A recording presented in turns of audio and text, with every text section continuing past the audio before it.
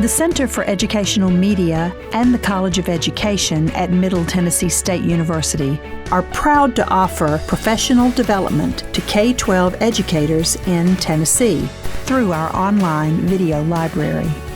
These videos are aligned with standards set by the Tennessee Department of Education. For more professional development videos, check out our website at cem.mtsu.edu.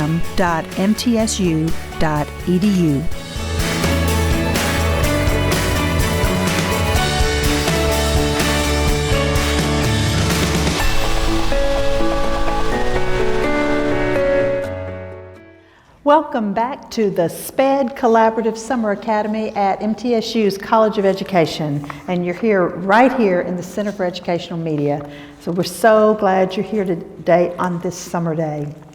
We have, again, some speakers who have been nominated by you, and so Ms. Holly Harms, come on over, and Ashley Meadows, come on over and join us.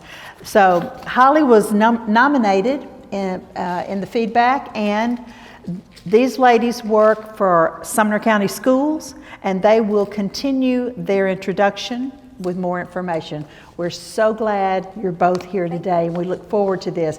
We have a theme this afternoon of co-teaching and collaboration, so they will continue talking about that today. Thank you. All right. Thanks for having us. We're really excited to be here. When Dr. Clark reached out to me, I was very pleased because I had come to this conference last year and had a really good time. I'd brought my whole team with me and a student teacher, and we all left with a really positive experience. So I'm very grateful to be back here. My name is Holly Harms, and I am a teacher leader and math interventionist at a middle school in Sumner County. We'll get into that a little bit more. I loved what Jenna said before, that spoke right before us about her journey into teaching, because it was very different, and my journey was also very different. This is a second career for me. My bachelor's degree is in social work, and I got the opportunity to stay home with my children a little bit when they were young, and then I wanted to go back to work, and so I became a substitute teacher. And I very quickly realized that I loved subbing in special education and inclusion classrooms. I was like, these are my people. And it wasn't just the children that I loved. I loved working with the adults in the rooms. I think this is such an incredible population of humans. And I feel like sometimes people look at us and they're like, you must be such a special person.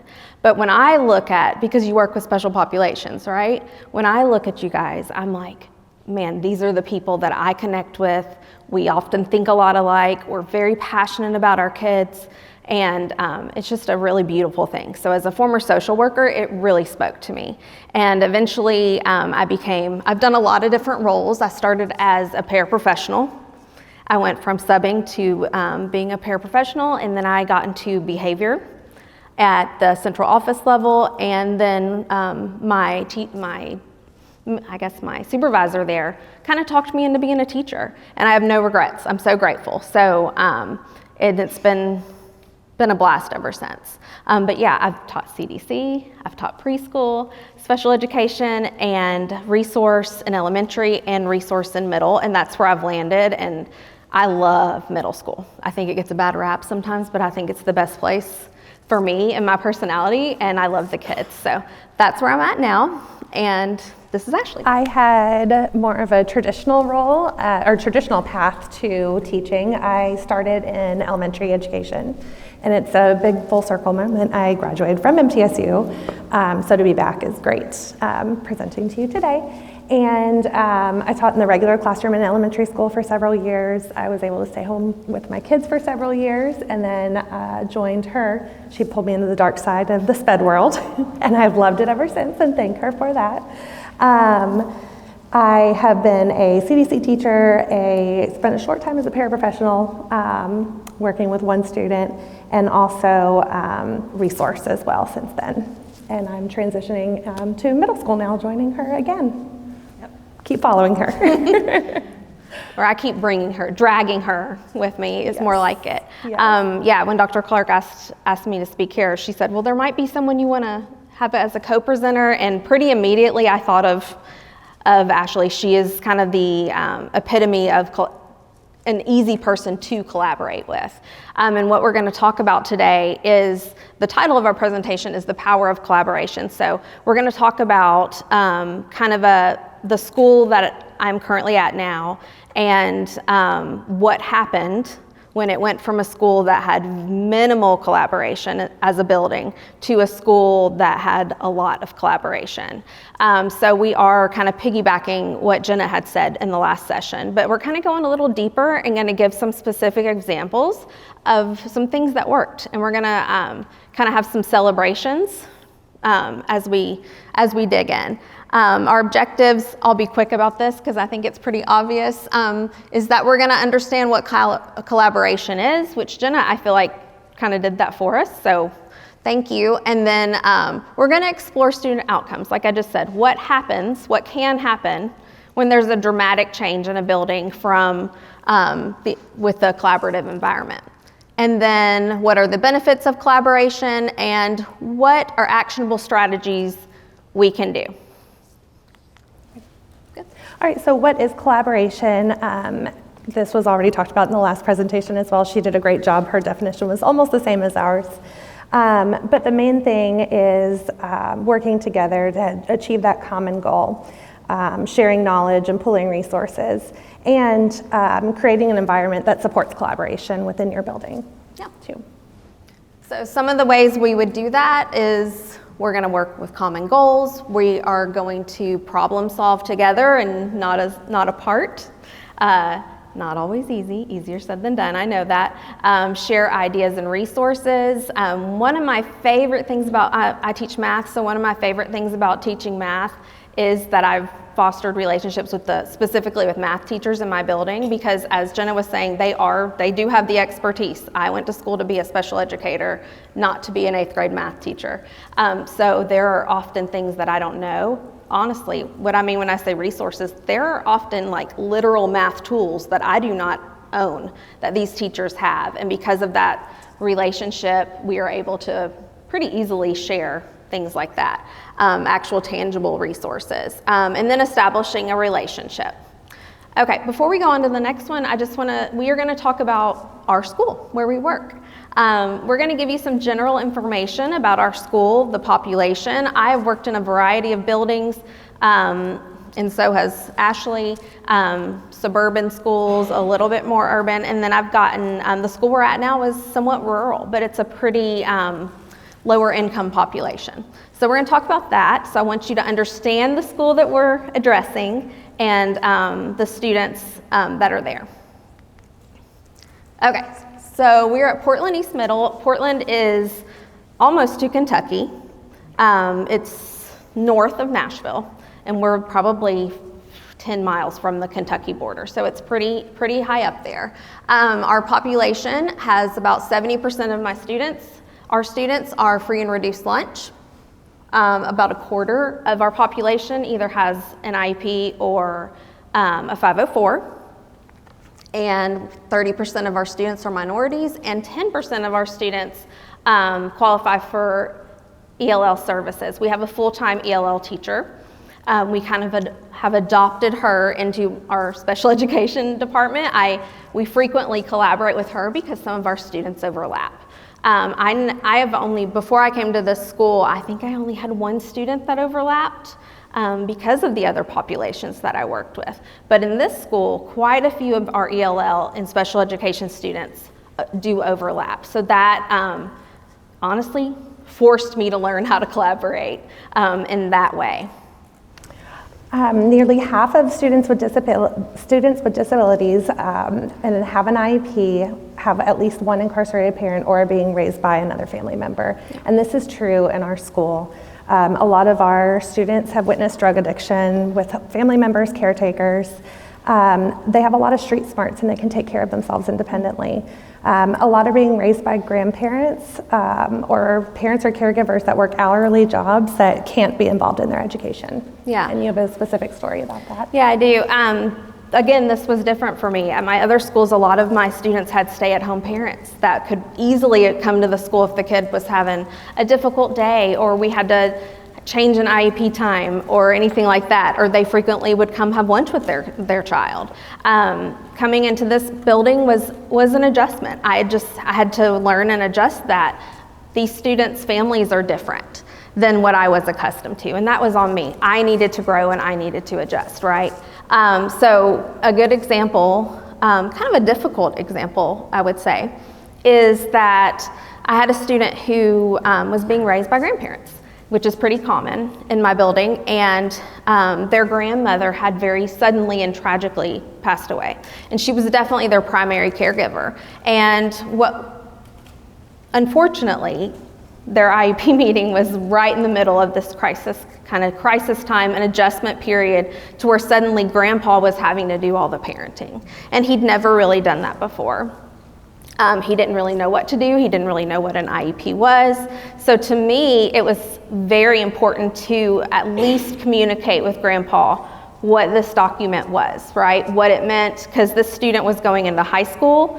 I wanted grandpa to know what was going on and to know how to best support his grandson. And so he said, well, listen, I just had to take a week off work because my wife was killed. I can't afford to come to an IEP meeting. I can't be there. I can't afford to stop what I'm doing. He is paid hourly, and he's now raising 2 middle school children on his own. And I said, it's okay, can you talk to me on the phone? And he said, I can't afford to take a lunch. And I said, okay. He goes, but I'll talk to you while I'm working. His job was to cut metal at a machine shop. So we literally had his first IEP meeting while he was cutting metal. And it ended up being an excellent meeting, but the entire meeting he was yelling at me because that's all he could do so that I could hear him. But it actually ended up being meaningful, and it's something I will never forget, and it really changed how I collaborated with parents. So, yeah. All right, so a little background on how I got to Portland East. I had been in an elementary school with an assistant principal. She was promoted to principal, and she was placed in this school. Well, suddenly they had their lead special ed teacher step down, kind of unexpectedly. So she called me and she said, is there any way you will come with me to this new school? And I love working with her. She's incredible. So it was really tempting, but I was working in my community school. I was working in the school that my kids had gone to. I was working in the school that was literally a mile from my house, and I was gonna have to change all that to go to a school where I knew no one, and it was 25 minutes from my house. And she said, okay, I want you to think about it. The other thing is, we have to completely redo the special ed department. So that's another thing. So not only are you leaving what you're comfortable with your colleagues that you've worked with a long time, with kids you've seen growing since kindergarten that were on your kids' soccer team, like all these things, can you come to this new place and redo everything? So Portland East had qualified, well, I'm just gonna read. Is anyone familiar with what an ATSI school is? So I'll read it out loud. An ATSI, I wasn't either, just so no pressure. I'd never heard of this until I was asked to do this job. An ATSI school is called an Additional Targeted Support and Improvement School. It's a federal accountability designation under the Every Student Succeeds Act. It refers to a school where at least one specific student group, that could be English learners, students with disabilities, or a specific minority, performs poorly and as the lowest performing 5% of Title I schools in the state. Okay, that's a mouthful, right? So basically we qualified for this because of their students with disabilities performance. They had either not shown growth consistently or had gone backwards. Had some losses in their data. So she said, this is what ATSI is. There's all these extra people that are gonna be here. holding you accountable, holding us accountable, holding all the teachers accountable, and I need you to redo an entire SPED department because the teachers were new, the staff was new, or it just needed changing. And I said, let me talk to my husband. And I said, yes. I'm a little, I love a challenge, I love new things, and I thought, and I love middle schoolers. I had worked at a middle school before, and it was really hard for me to leave it before, and so I knew I would love this population of student. And I love the challenge, and so I was like, here I come. I don't know what I'm doing, but I'll come. So the next thing we're going to talk about is what came of that, some of the great things that came of that, some celebrations, and then we'll kind of dig into how we got there, okay? What did we do? So some of the celebrations we did, quickly, we increased proficiency across all grade levels. So our school grew across every group, our math, our ELA, science, social studies, our students with disabilities, all the subgroups, we grew. It was awesome, right? And we had really strong growth among our students with disabilities, which provided us evidence that our instructional practices were working. And our students made meaningful academic gains. I cannot tell you, and you guys probably all know, how rewarding it is to see kids proud of themselves. To see specifically students with disabilities so proud of themselves and their growth and their progress. There's nothing more rewarding, I think, in our profession than seeing kids do that. So we're going to get into the data a little bit. You're all SPED teachers. You all know and maybe don't love data, but we're going to just look at a little data before we go further. All right, so this is the benchmark data from one student specifically, a 6th grade student who qualified, was tested.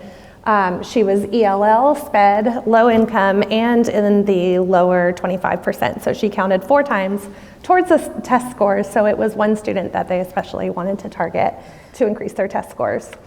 Each of these assessments is given 3 times a year. We use the Ames Web Benchmark assessments, and her overall composite score went from the 9th percentile, which is high risk, to the 30th percentile, which is low average. So to see that growth was huge. Mm-hmm.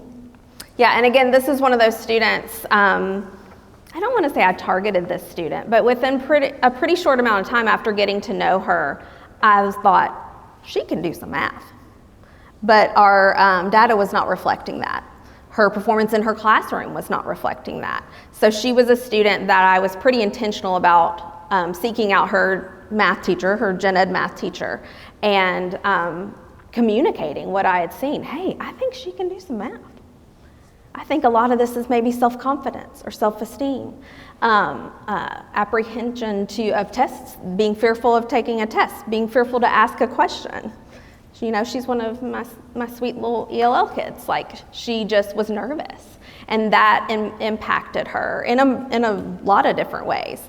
So she's one that we specifically really kind of upped our collaboration on her specifically as a student, and it really paid off. Did all my kids' math data look like this? Absolutely not. Absolutely not. We're just talking celebrations right now. We're going to start out on a high note. Okay, the previous TCAP scores, we went from the year before I transitioned to this building, the overall score was a D. The growth grade was a 1 out of 4, and the growth for students with disabilities was also a 1 out of 4. So after our first year, when we really focused on collaboration, among other things, but that was really our theme and our big why.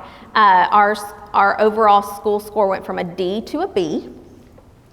Our growth grade went from a 1 to a 3, and then our growth grade with students with disabilities went from a 1 to a 4, which is pretty dramatic growth for our students. So we just want to celebrate that and say those kids did an amazing job. They really did. It was awesome. So next we're just going to show you briefly some individuals' growth for these students, and then we'll get into what makes this hard to do. This is just a sampling of 6 students who showed a variety from 15% growth to 45% growth on TCAP. And while that 45% is probably an outlier, the growth between 15 and 30% is huge for students with disabilities and really helped increase those test scores and student outcomes. And these are students, these all, some 6th grade, some 7th grade, some 8th grade students. The outlier definitely is the 45% kid. That is not typical growth. He was a unique situation, and he had not been to school before. So this was like his first experience with education, which is unique, obviously. And so his growth really showed because of that, because this was his first time being exposed as a 7th grader to adding, subtracting, sight words, phonics, you can name it.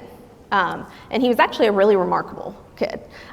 So he was able to catch on very quickly to basic concepts, learned those fast, and then was able to dig into the grade level standards and really show a lot of growth. All right, now that we've celebrated all of the growth that we've seen from the collaboration in the building, let's talk about some of the barriers, because we know that all of us face barriers when collaborating between Gen Ed and SPED and other people in our building as well. So some of the things we have heard before and experienced before working together, and also coming from a general education classroom teacher as well, I have experienced all of these things on both sides. So I will read the ones from a general education teacher, and she'll read the ones from a special education teacher. So the first one is, I can't support these kids, I don't know how. As a general education teacher, we hear that. Raise your hand if you've ever heard that. I don't know how, I don't know what to do with them, what do I do? An example of this is, how can I even teach them multiplication when they can't add yet? How can we get them there? Those are some things that I've heard in buildings, different buildings I've taught in before. Yeah. Totally reasonable if you don't have the experience to do that. The another one is our planning times don't align. Now I know she had spoken about this in the last session. Like, I teach 6th, 7th, 8th math. I only teach math, and there's no way that it's humanly possible for me to have regular planning time with 3 different grade levels in a day. It is hard. It is hard. And my district has just decided to kind of transition from teaching a specific math curriculum, intervention math curriculum, to one based on kids' skill level, to where we are moving to a math intervention curriculum that really implements a lot of grade level standards. So I don't remember who said it earlier, but someone said something about, I think it was someone over here, something about math and how they teaching middle school math, or I think Jenna said something about Algebra 2, and she was like, what? Algebra 2 is so hard. You know what else is hard? Going from only teaching elementary math to teaching 8th grade math, because that is tough stuff. I had to learn a lot to do that. It is not easy. I am still learning how to do that. And so not being able to talk to the math teachers, who are my greatest resource when it comes to math, is really challenging. The next one, I have 19 other students to worry about. We know the pressure and stress that general education teachers are also under with the amount of students they have, all the data that they're keeping up with as well on each student, and that can be a barrier. Yep. I don't know anything about the Gen Ed curriculum. Raise your hand if you have full and complete access to your Gen Ed curriculums. 1, 2, 3. That's tough. That's tough.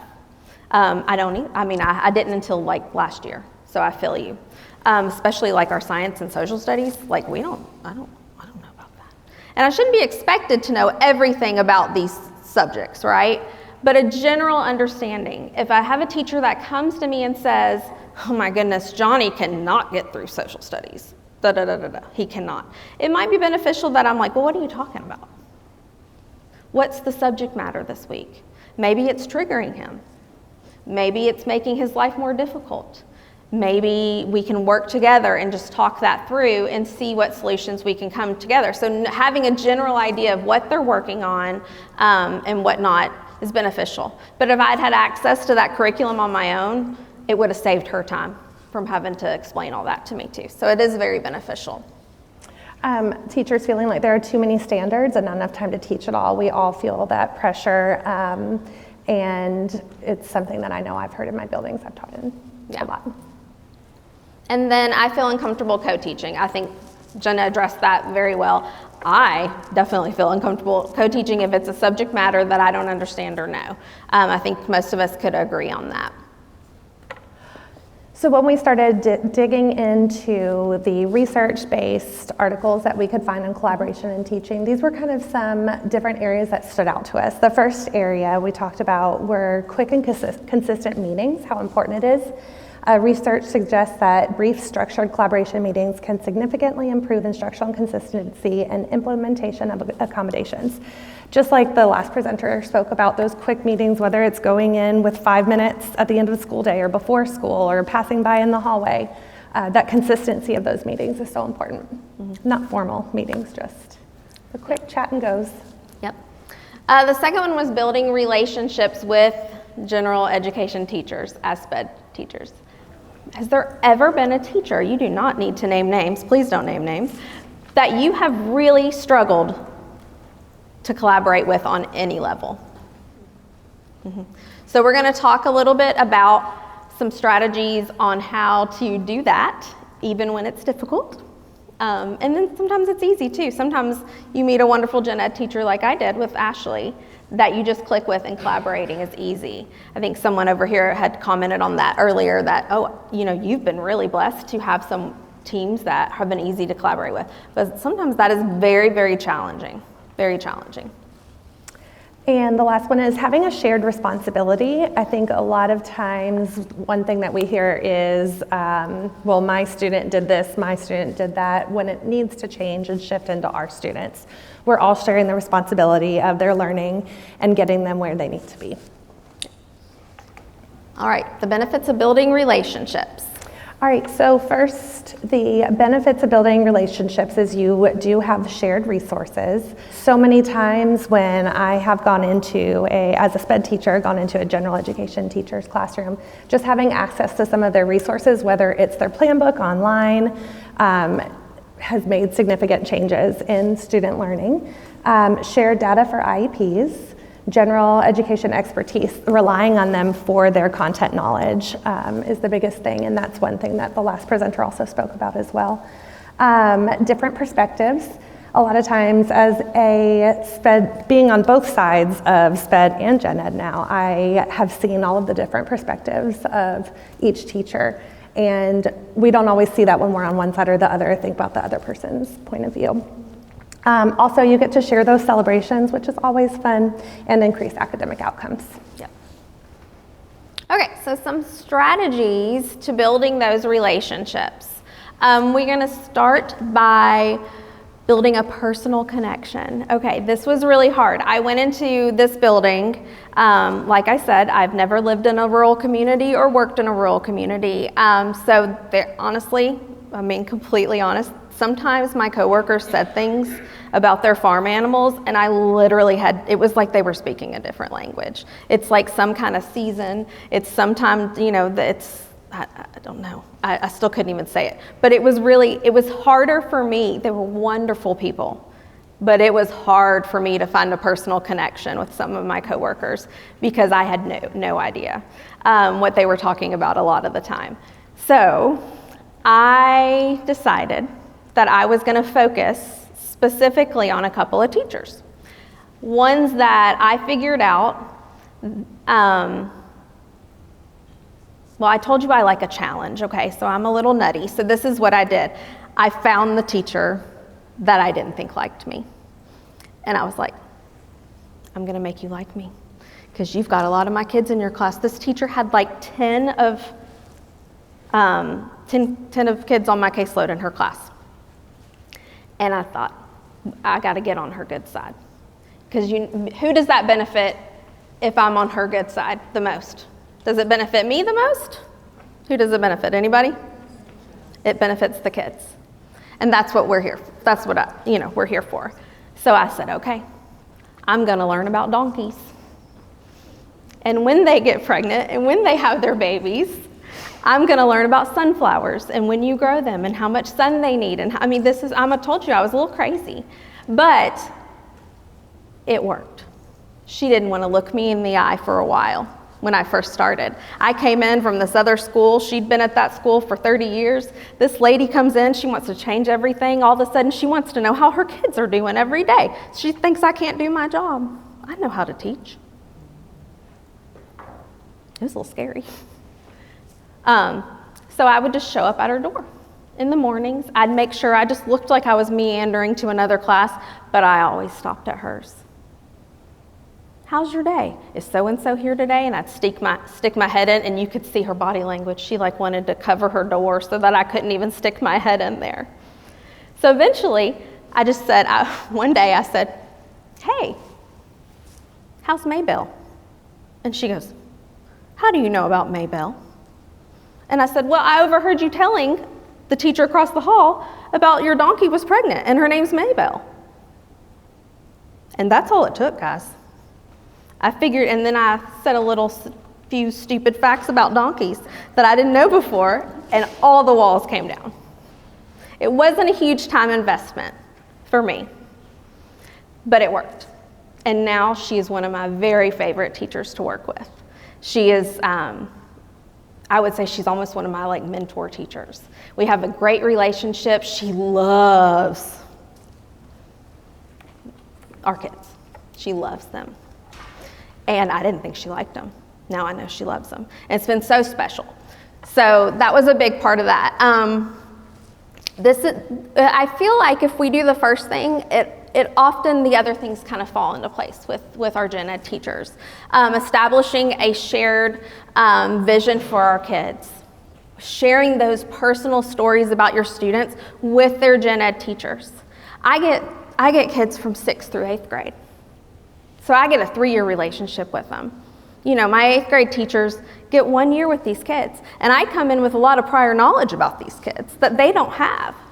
So that's kind of on me to say, this kid's had it really hard. He's been in 6 foster homes. This kid doesn't usually get breakfast. He's on the late bus. Can you make sure he goes back and gets breakfast? I promise your class will be easier if he eats breakfast, even if he's 5 minutes late then for it. And most of the time, the gen ed teachers are like, oh my goodness, thank you for telling me that. I would have never known. So it's little things like that. Then we have a shared responsibility and a shared connection. Another thing is to communicate consistently. I remember when I started at this school, one of the big pieces of feedback that I got was there had been no collaboration with SPED. They didn't know when meetings were. Basically, special ed had been its own department, completely separate. The teachers didn't have a regular schedule for IEP meetings. They didn't have an invitation to the meeting. They didn't have time to prep. One teacher actually said some days they just came and grabbed me, and the parents were there, and I didn't even know we were going to have a meeting. So this was a big change because I love calendars and I love data and I love Outlook invitations. So all of a sudden they're getting all these invitations from me and they're like, this lady is a lot. But now we're all used to it, and now they love it because they know what's going on and they can prepare. And who does that benefit the most? Our kids. So we focus on solutions and not problems. We build trust through reliability. If I have to change a meeting time, I respect their time as professionals. If I need to change something, if I need data from them, if I need a checklist, if I need a survey, if I need to know anything, I try, it's not always easy, to respect their time and ask them for that information with enough time for them to complete it. So that's one big thing. So the next we're going to talk a little bit, we're going to give you guys a moment to kind of talk to each other about some things that you've done that you've seen has worked when you're building relationships with gen ed teachers. And if you'd want to share, that'd be great. I think attitude, it's very important because you can't come in thinking you know it all or that people are trying to work against you, like you were saying about that teacher. Yeah. A willingness to learn from each other is huge, yes. Yeah. Anybody else?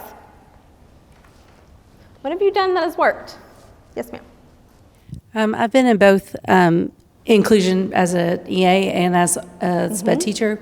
And one thing that I found is the most beneficial is like the beginning of the school year when we don't have kids yet is a great time for me to pop in and be like, these are some things I can bring to the table, because gen ed teachers don't always know what you can do, or how this looks, or what you're comfortable with.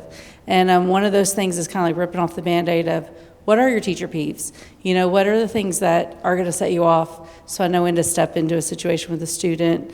You know, what areas do you need my help with? And just kind of, you know, doing that proactively to help set the tone. That also, you know, you're always going to have challenges come up anyway, with it, regardless of that, but it kind of sets the tone for opening that door of communication before problems arise, and also knowing what that teacher's area of strength and also their area of weakness is.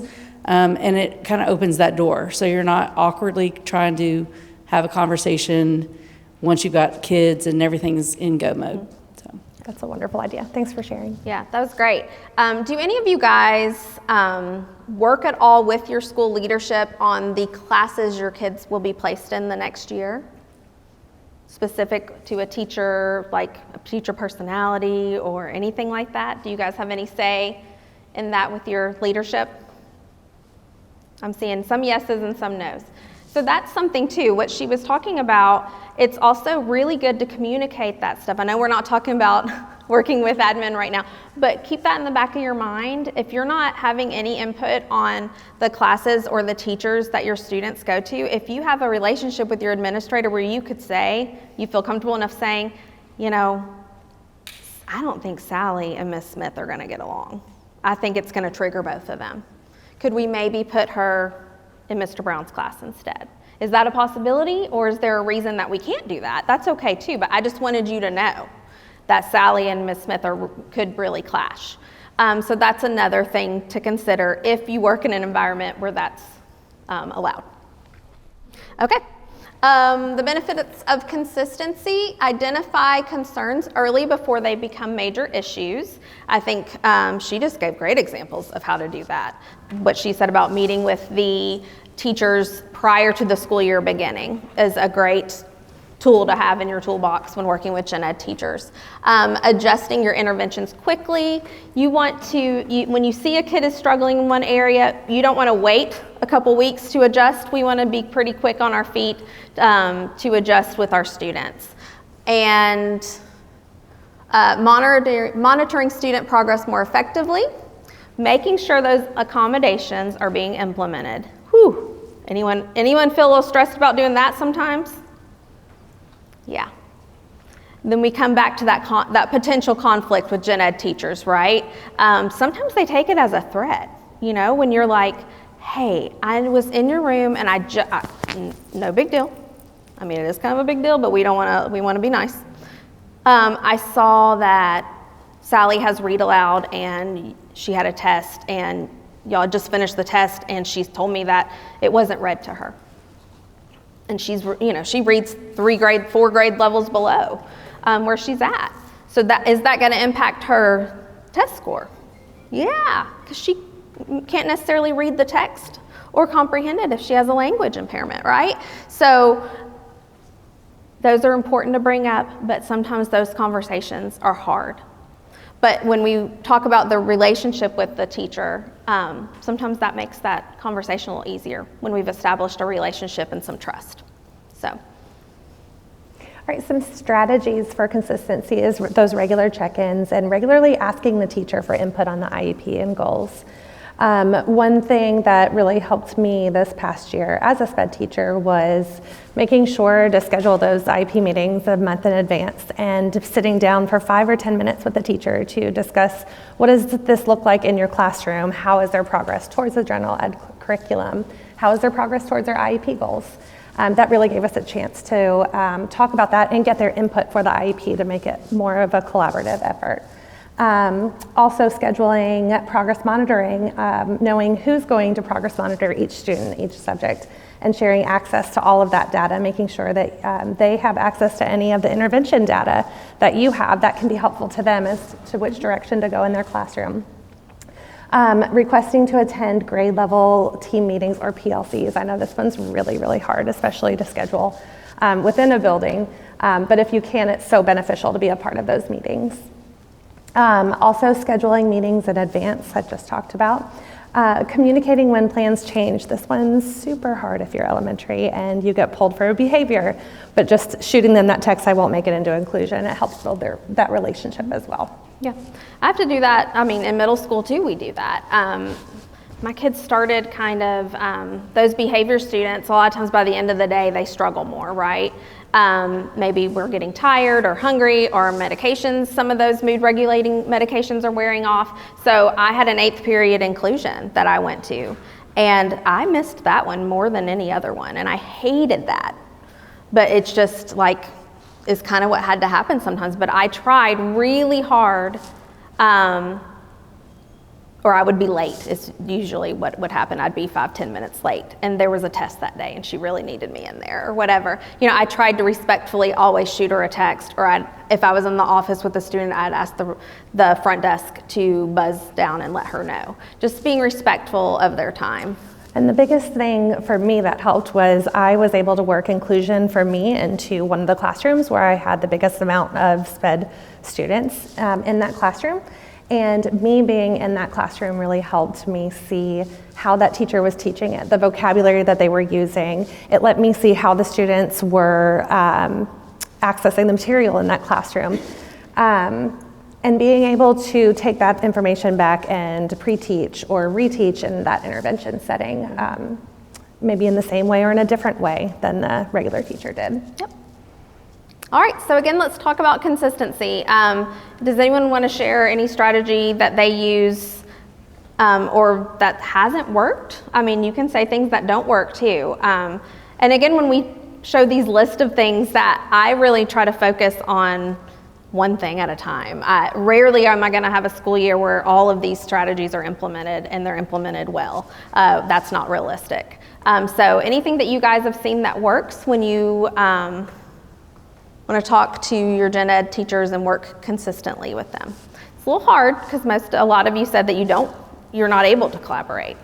Or anything scheduling wise that has helped you this year. Like I had said, like having inclusion in classroom really helped me. It gave me time for that collaboration. Mm-hmm.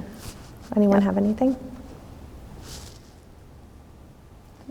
After we get our student schedules, I work at the high school level, so after we get their schedules, they give us time to go through all of our caseload and see where we're most needed. So that allows us to be in the classroom that has the most of our kids in there to work individually with them, or able to pull them out when we see that they're really struggling. That's such a practical way. So she's saying that she reviews the schedules and find where you're most needed. That's such a practical way to make a big difference and prevent potential behaviors, right? If you know ahead of time. So I love that. That's awesome.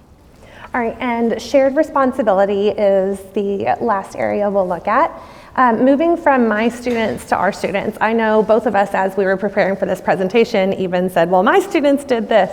We're all guilty of doing that, but trying to shift the verbiage and even the whole picture of these are my students to our students, how are we going to help our students grow?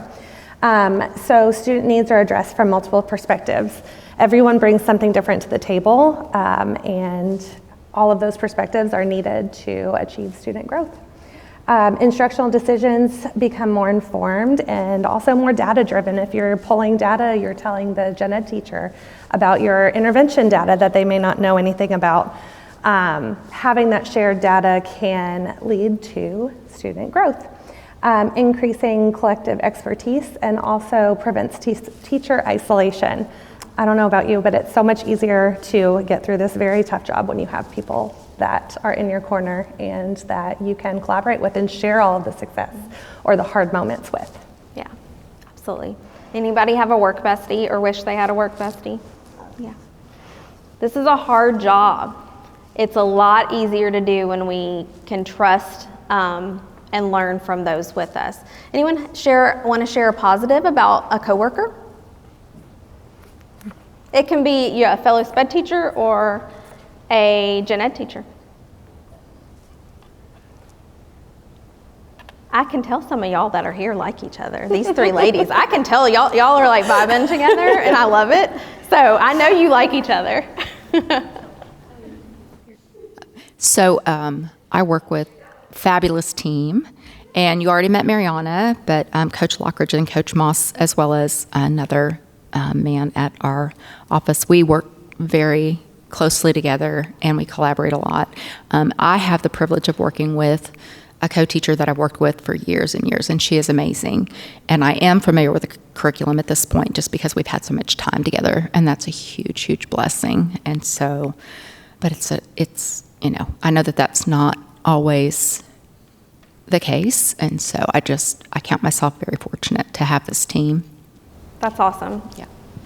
That's really, really cool. Sometimes if you've been with a team before that worked really well together and then you go to a different building and you don't have that, it can be a pretty lonely place. I've been there. Does anyone else want to share anything? I'm super lucky to have a good team of special education teachers around me. Our team is really cohesive. Our paras are phenomenal. We support each other. We laugh with each other and cry with each other and do all of the things together. But I was also really blessed to have a really amazing gen ed co-teacher this year for 7th grade ELA. She was phenomenal. She was always asking, what can I do? How can I help you with them? And it was a really great working relationship, and I'm really sad she's not teaching inclusion this year. But I'm hopeful that the next one is going to be just as great. Yeah. You know, and if she's not, we can adjust a little bit, right? We can grow a little bit and adjust and see what works best with new people. And you know, if she's got some donkeys, maybe you can talk to her about that. Yeah. Yep. Oh, yes, ma'am. I just want to say I do work with these two. So. I mentioned earlier they make me want to come to work, but I don't know why. They split us up this year. I'm going to pre-K and they're staying in K, so I'm really sad. I'm going to be on an island by myself, but we're still in the same hallway at least. Yeah. So, yeah. So you'll be neighbors, and one thing collaboratively practical, you can know and trust her preschool students when they move to kindergarten. You know and you trust her opinion on how best to support those kids. So that's actually a huge asset. I know maybe not for you, but a huge asset for these two kindergarten teachers, right? Because they trust you and believe in you. So you're awesome. All right. So some strategies for shared responsibility. We won't linger on these too long, but to utilize data together from multiple sources. So if you have a student that you're writing an IEP for, it's really good to get that general education data in your IEP. If it has to do with their disability, I want to know how's he doing in math, not just in intervention and on my data, and not just from Ames Web, that data. I want to know how's he doing in your room too with math.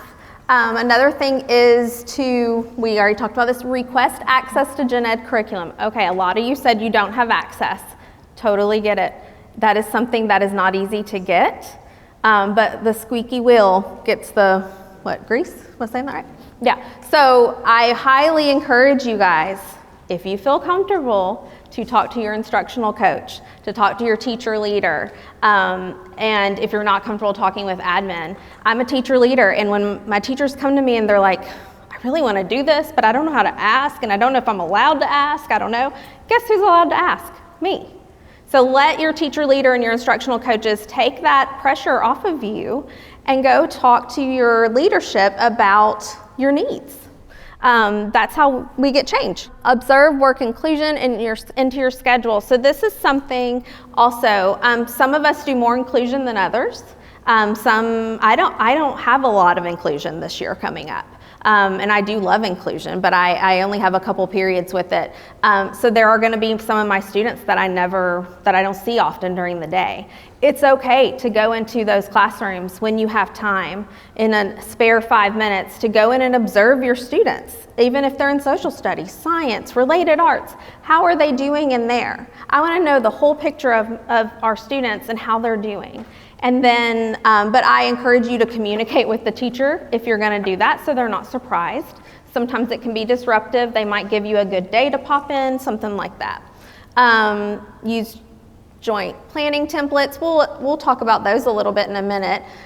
Look at data together and celebrate those successes together. That student that was an outlier that grew his math score 45%, I knew he was going to do great things, but I didn't really know it or believe it until his 8th grade math teacher texted me one day and said, "You will not believe what just happened."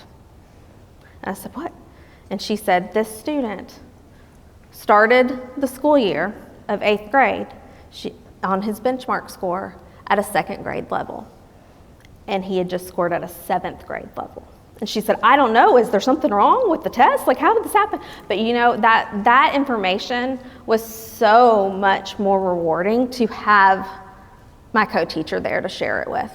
And honestly, she had done the bulk of the work, and I made sure she knew that. She had worked so hard for this kid, and it was really fun to share in that success with her. So some action items that you can take. We talked about before not trying to do too much because we are so overwhelmed by everything that we do in a day already, but maybe focusing on 1 or 2 in a year. Learning that gen ed curriculum standards. I know that I have each grade level that I am responsible for their standards printed out to easily reference, especially when I'm writing an IEP to see what is the end goal, where do we want them to be. But also having access to that, to their curriculum like we had talked about. Pre-teaching standards and intervention is huge as well. That was something that helped me.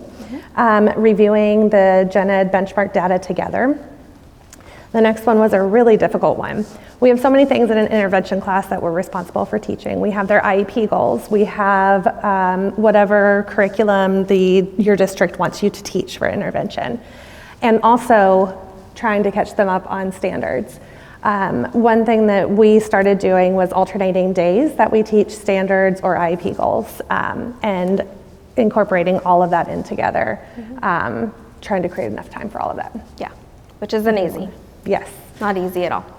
And then what we already talked about before, observing inclusion classes, and also meeting before IEP meetings with plenty of time to talk about where they are. All right. I feel like we've already kind of hit on all of these. Yeah.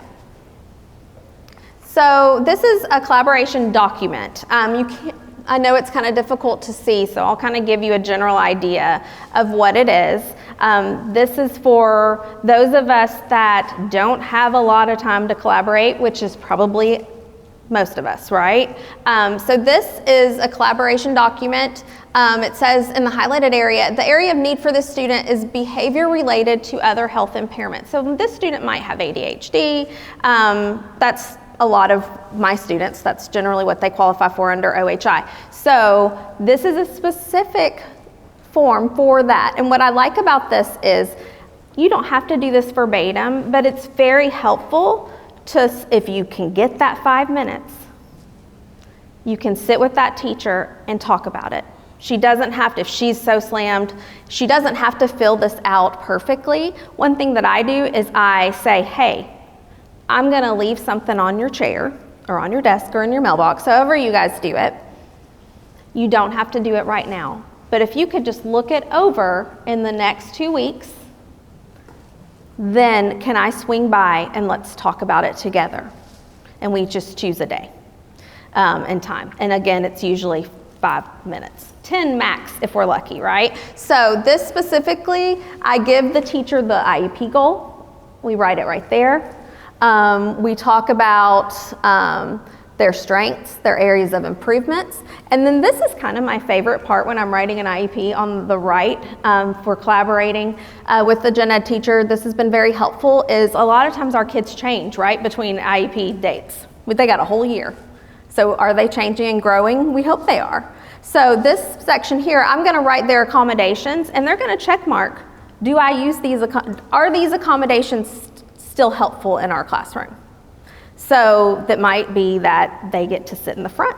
Well, it turns out the front might be super distracting or they're something. I mean, there's a million different reasons why an accommodation either continues to be beneficial or does not. So this is very helpful when I'm writing an IEP and we're discussing accommodations. And then These are just, the last part is just some discussion questions. I'll be honest, a lot of times I don't even get to that because we've discussed a lot here. And then it just, we go into our IEP meeting with, I have excellent data. I've got to support a narrative when I'm writing my IEP. And then I've also continued to establish my relationship with that teacher. I've shown her I've trusted her expertise in his classroom. And we go into an IEP meeting and they're the ones sitting in there with me. Well, it's great because I already know how they feel about it. And I don't have to question it, or I don't, I'm more prepared, they're more prepared, we're all a real team. And what I really like about this document is it really creates a guideline for things that you should be talking about for each student and gives ideas and the opportunity to discuss each of those things. It gives you a great outline for each disability. Yep. Great. Yep. Shared documents are another thing that we have found very helpful. This past few years, I've used QR codes in Google Forms for my data, which makes it easy for paraprofessionals to easily scan a QR code, just check off a few yes and no questions, and I can also share that data with the teacher easily. It gives you a great little pie chart like this one of how often that student was reaching that goal. So that's been very helpful. And then my teachers that I worked with this past year used Planbook, which was a website, and I was able to log in and see exactly what, I was lucky that they all planned together. Each of them takes a subject and they teach the exact same thing every day, the exact same time. But I was able to log in and see exactly what they'd be doing for that day. I had access to their slides that I could go through. I could pull them up to reinforce anything in their intervention time. But if you don't have access to that, having Google Docs or Google Sheets, just if the teacher could jot down, they have to share their plans most of the time with admin anyways, so if they could share that with you as well, that's also very helpful. Yep, and not all of these are going to work for everybody, so we're just trying to show a variety of options to have access to each other's information. This is an example. This was, I would say, my gen ed teacher's favorite thing I've ever done for them. And every year they're like, I guarantee you when we go back to school in 3 weeks, they're gonna be like, are you gonna give me that accommodations check? Are you gonna give that to me in a spreadsheet? Is that gonna happen? Because I really, really, really, really, really, really like it. So I work in middle school. Some of you guys work in high school. Some of our teachers, our gen ed teachers teach, by subject matter in elementary, even the upper elementary, that happens. But some of our high school teachers might teach over 200 some kids a day. And if 25% of those kids have IEPs, that teacher has to manage and try to understand and implement, a lot of kids' accommodations. And then if we just do the IEP at a glances, they've got to organize them and do all that. So well, the first year I did this, it did take time, a lot of time, I'm not gonna lie. And I did it for all grade levels because my team was really overwhelmed. So I was like, I'm just gonna do it. And next year they'll help me with it, right? So I did it.